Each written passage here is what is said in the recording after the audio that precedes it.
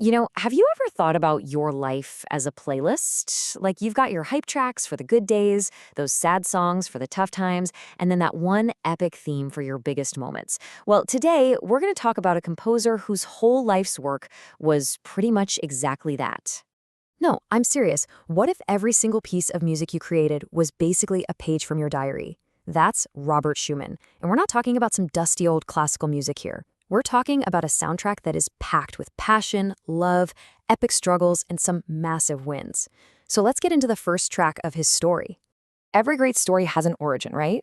And for Schumann, it all started with a huge decision. You can almost think of it like the beginning of a video game, where you have to choose your character class. So Schumann grew up in a house that was just full of books and music. His dad was a bookseller, so he was a huge reader, but music was his real love. But when it was time for university, he did what a lot of people do, and he picked the safe option, law. Yeah, you can probably guess how that went. That call to adventure, or in this case, the call of the piano, was just too strong. He made the super risky choice to drop out and go all in on becoming a piano superstar. So this was his first big choice. On one side, you've got the safe path, a totally stable, predictable life as a lawyer. And on the other, the passion path, the risky, unpredictable, but maybe amazing life of an artist. And you know what? He chose passion. That one choice changed absolutely everything. Okay, so Schumann is on his quest, but every great hero needs a partner, right? A collaborator who just completely levels up their game. Well, for Robert, that person was about to walk into his life and change his music forever.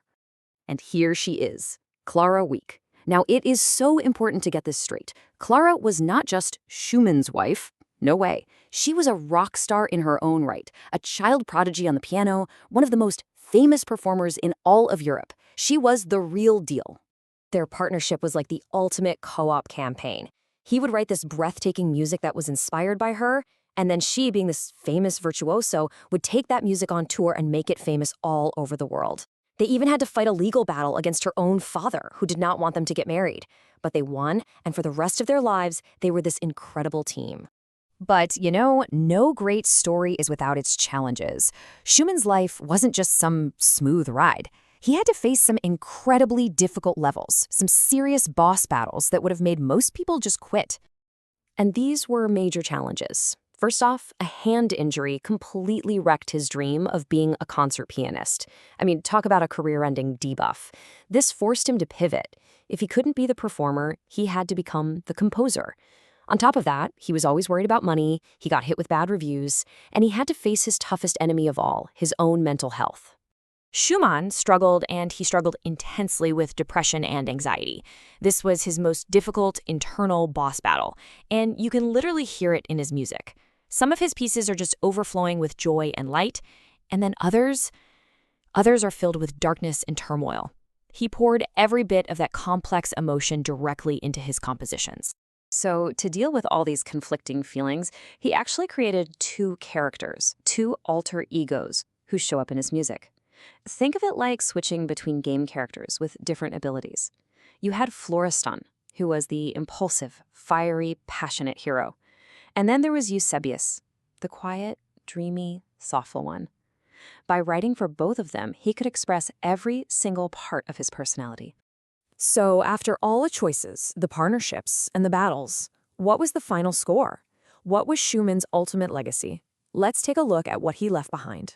First up, his legacy includes this number, 8. Why 8? Because in the middle of composing world-changing symphonies and battling his inner demons, Robert and Clara also raised 8 children. It's a powerful reminder that this epic, creative life was also a very real, very busy family life. And just look at the sheer amount of creative loot he left behind.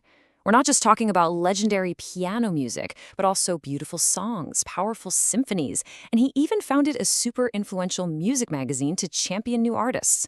The man was a creative powerhouse. And his influence is still huge today.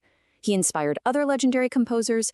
His work is absolutely essential for any serious musician learning their instrument, and his music pops up everywhere from movie soundtracks to, you guessed it, classical playlists. His code is basically written into the DNA of music itself.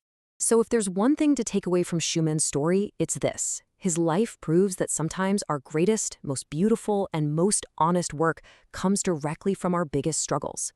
He didn't just survive his challenges, he composed them. He turned them into art. So it really makes you think, doesn't it? If your life was a playlist, what songs would be on it?